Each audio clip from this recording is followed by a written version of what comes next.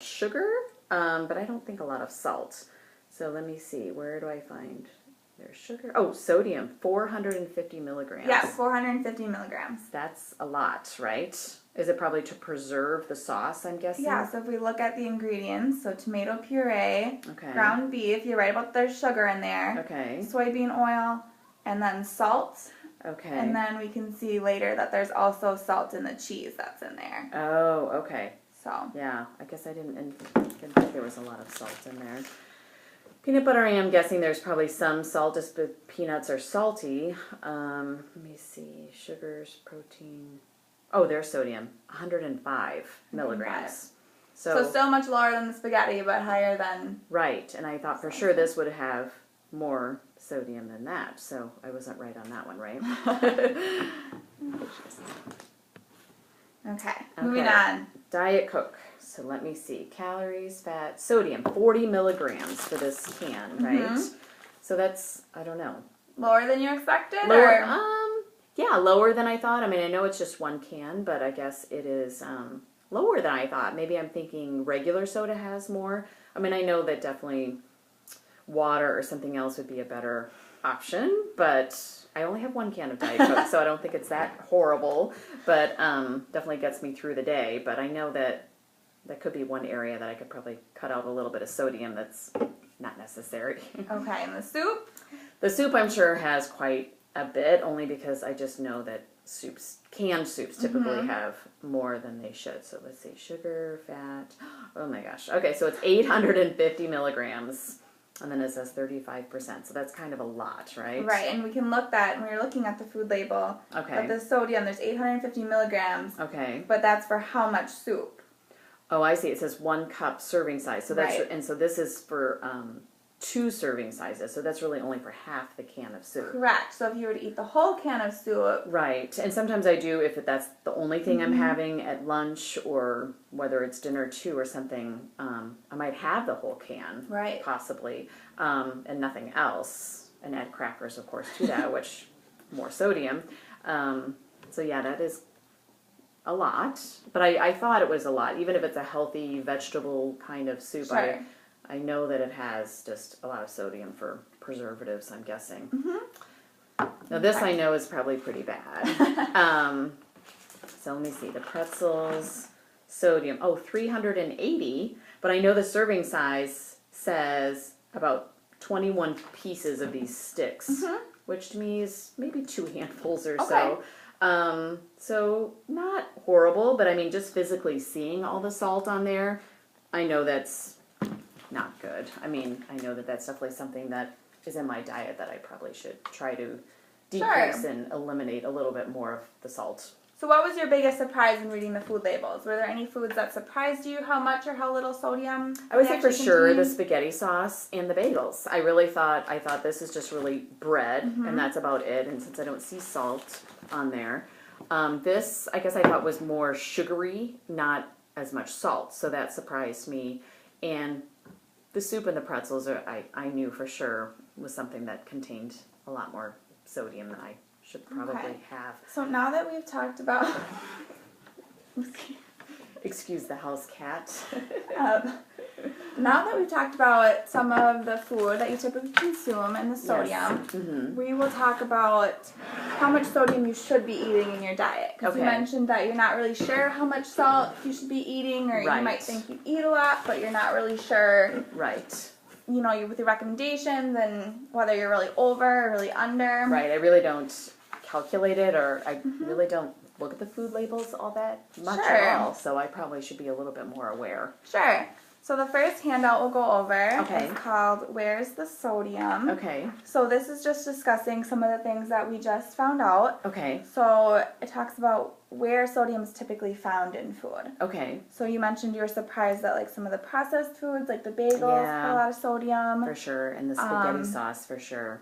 And then things that affect high sodium foods, like how it can affect your blood pressure, which may affect maybe heart disease. Right. And then here the article explains that 1 teaspoon of salt, so that would be salt in this teaspoon here. Okay. That would be about 2,300 milligrams of sodium. Okay. And that's typically what's recommended for healthy individuals. Okay. However, if you have hypertension like you do, they typically recommend that you try to cut your sodium back to 1,500 milligrams. Okay. Which would be similar to about 3/4 of a teaspoon. For the whole day? For the whole day. Okay. And so I think what you mentioned is you're not using a lot of salt maybe to flavor your foods. Correct, right. But that you just don't realize how much salt is in the processed foods that you're consuming. Definitely. So, some of the things that it recommends is that you could choose fresh fruits and vegetables. Right. Eggs or lean meats here. Some low-fat dairy. Okay. Lower sodium. This mentions like buying low sodium pretzels or chips. Okay. And then things that we try to want to avoid with the high sodium would be things like canned fruits or vegetables. Right. Cured meats and deli meats. Some of the condiments sometimes, like ketchup or other things, could get you high in sodium.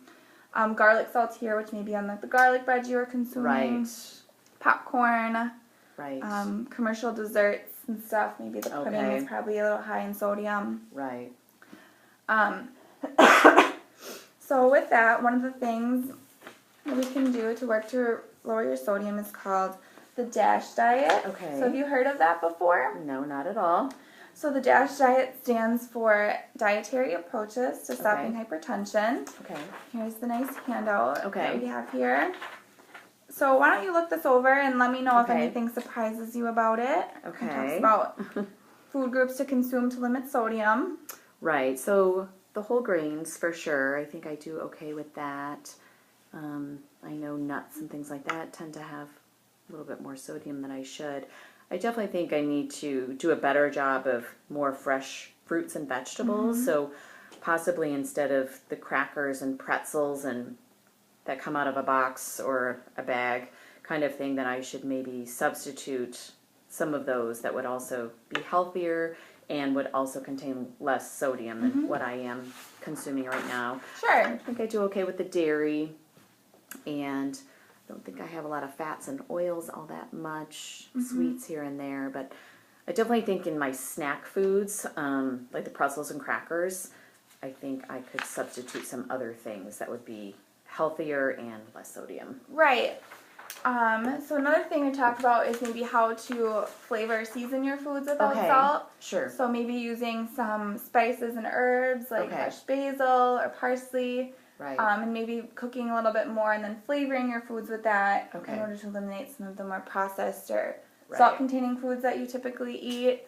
Right. And I think I do some of the packaged meals just because just being kind of busy at work and when I come home, it's so easy just to do a jar of spaghetti sauce and pasta that's already in a box, and it's quick and easy. So I know that I think maybe just taking a little bit more time and, maybe even making my own sauce or something that isn't, doesn't contain all of that sodium. And like you said, maybe flavoring it with some spices and things might be a little healthier option.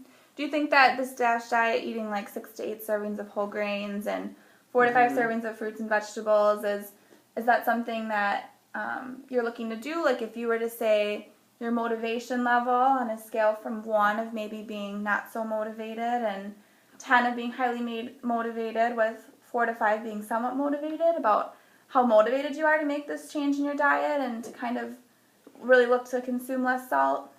Yeah, I think so. I would say a 6 or a 7 probably. I would like to say I'm a 9 or a 10, but I know in reality with my job and also the snacks that I have at school, I know I just like something, since I don't have access to refrigeration, that pretzels and crackers is something that's easy to keep in my desk drawer, but I think also maybe substituting for an apple or an orange or some other, or grapes or strawberries or something that would be also quick and easy. I could try to do something like that, and maybe just being more conscious and maybe trying to prepare different dinner meals that maybe wouldn't have as much sodium is definitely something I think I can try. Sure. And hopefully I can make the time for. I am motivated to try to get off my blood pressure medication. I definitely think it's something that I can do and that I should definitely try to do and make maybe a little bit more of an effort. Sure.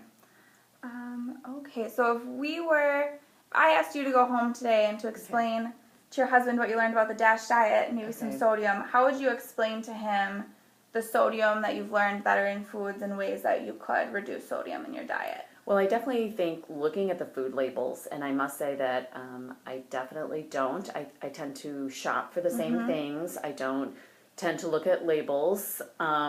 So definitely foods that I would not expect, like a bagel that I think is healthy, that I eat every morning, I would think that that would not have a lot of salt, but of course it does. And definitely just being more conscious of the food labels and looking at those recommendations and well, how many milligrams and things like that.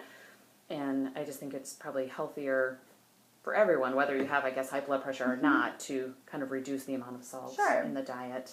So using this DASH diet grid that we have in front of you that kind of explains the food groups to eat on a DASH diet, what would you come up with for maybe one meal of the day that you could make that maybe follows these guidelines? Could you teach me what you would tell somebody about a meal you could consume?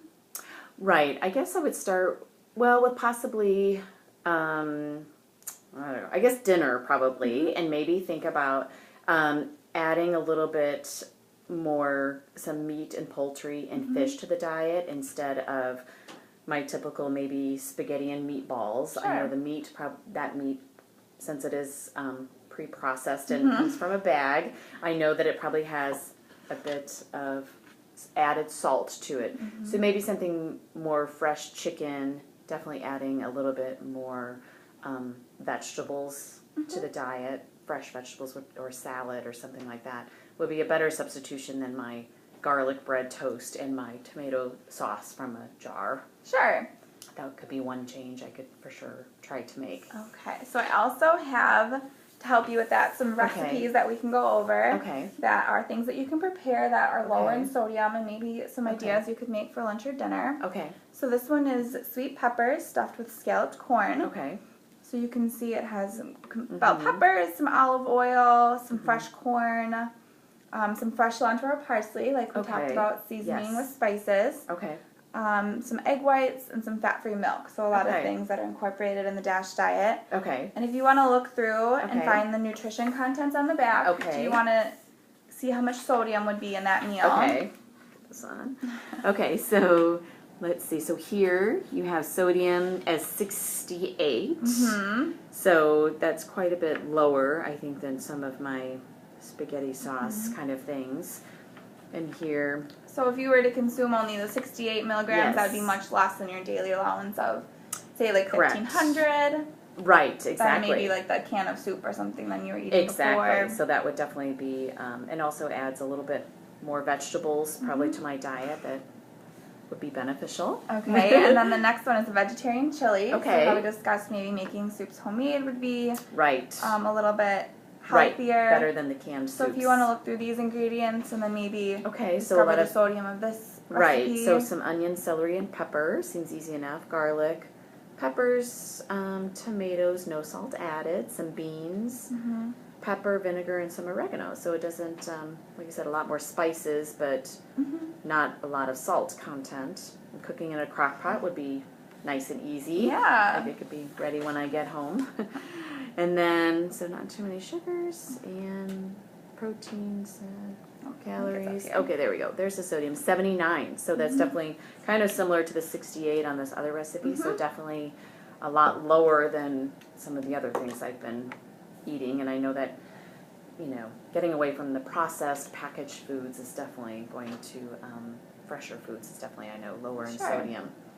Okay, so if we were to talk about some goals that you could make in order to work on your diet change, we want to look at things that are specific and measurable and something that we can put a timestamp on so you're more likely to complete it. Okay. So could you think of any goals, maybe swapping out like your bagel for some oatmeal or whole grains in the morning, or is there anything you see that's doable that you'd really like to begin to work on to start this change? I think the breakfast can definitely make a change now that I'm really aware of how much salt is in a bagel.